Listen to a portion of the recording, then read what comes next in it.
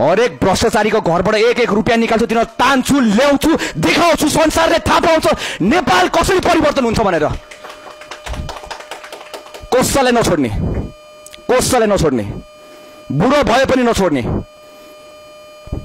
म कसैलाई छोड्दैन। यो तपाईहरुको मिडिया मार्फत म भन्न चाहन्छु कि म कसैलाई छोड्दिन, म एकजनालाई छोड्दिन। म मेरो देशको कसम खान्छु, म मेरो त्यो फलन सोल्जर्सहरुको लागि कसम खान्छु, मेरो त्यो गोली खाएको भाइहरुको कसम खान्छु कि म कसैलाई छोड्दिन। एक छोड्दिन, दुई छोड्दिन, तीन छोड्दिन। मेरो देशलाई लुट्ने नेताहरू जसरी तिमीले हरेक आमालाई दुःख दिन्छौ, हरेक जनतालाई दुःख दिन्छौ, कसैलाई छोड्दिन। यो हेक्का राख्नु, कहाँ भाग्नु छ भाग्नु, अहिले नै हो चान्स। खोजेर भन्छ झार्छौँ हामीले, नेपाली जनताले झार्छ। अब कसैले झार्दैन। तपाईहरु जहाँ जहाँ लुक्नुहुन्छ निकाल्छौँ हामी तपाईहरुलाई। यति दुःख पाछ हाम्रो नेपाल आमाले। सतीले सरापेको देश भन्छ, यति राम्रो छ हाम्रो देश। हेर्नुस् हिमाल पहाड तराई। म जहिले घुम्न जान्छु, मलाई के दुःख हुने बित्तिकै, मलाई के गाह्रो हुने बित्तिकै जहिले घुम्न जान्छु। झरना हेर्छु कति राम्रो छ, पहाड हेर्छु कति राम्रो छ, रमाउँदै हिँड्छु म आफ्नो देश हेर्दै। घरमा फर्के आएपछि सबैजना त्यही दुःख देख्दाखेरि कति गाह्रो हुन्छ मलाई। भाइहरू विदेश गएकै छ, बहिनीहरू विदेश गएकै छ। अब हामीले नेपाललाई विद्रोह आश्रम बनाउने, तपाईहरु भन्नु, सबैजना भन्नु त, हाम्रो नेपाललाई विद्रोह आश्रम बनाउने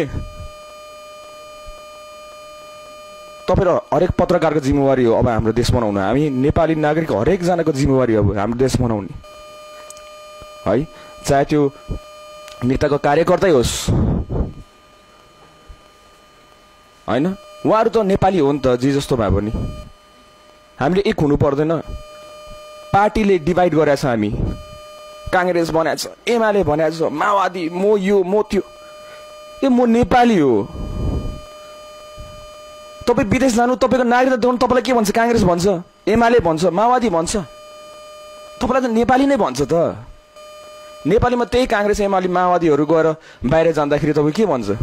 दाजुभाइ नेपाली हो भनेर हक गर्नु हुँदैन, हात मिलाउनु हुँदैन। अनि तपाई किन म बुझ्नै सक्दिन क्या यो कुरा। किन बुझ्न सक्दैन कि हामी पार्टी भन्दा माथि हाम्रो झण्डा छ, हाम्रो देश छ भनेर हामी किन बुझ्न सक्दैन हामी नेपालीहरु? एकदम दिमागमा धेरै स्ट्रेस भइसक्यो क्या एकदमै। कसले पोलिटिक्स खेल्छ, कसले के खेल्छ हैन। आफूले देश मात्र बनाउन इच्छा छ, आफूले अरु कुरा केही इच्छा छैन हैन। देश राम्रो हो, सबैजना राम्रो हुन्छ भनेर सोच्छु, सबैजना पोलिटिक्स खेल्छ। के हो यो पोलिटिक्स भने यार? पोलिटिक्स भनेर देश बनाउने होइन र भने यार। के आफ्नो स्वार्थ गर्न पोलिटिक्स खेल्ने हो र? यस्तो पनि पोलिटिक्स हुन्छ? ठुक्छु यार म यस्तो पोलिटिक्सलाई त यार। कस्तो खालको पोलिटिक्स हो यार यो? म त बुझ्नै सक्दिनँ यार कसम भने। म मेरो भाइहरूलाई सम्झिँदै, सम्पूर्ण नेपालीहरू जतिजना तपाईहरुले यो आन्दोलनलाई सक्सेस बनाउनु भयो, आफ्नो मातृभूमिलाई माया गरेर तपाईहरु लड्नु भयो, त्यो वीर योद्धाहरू, देशभरका सबै वीर योद्धाहरूलाई मेरो हजुरहरूलाई नमस्कार।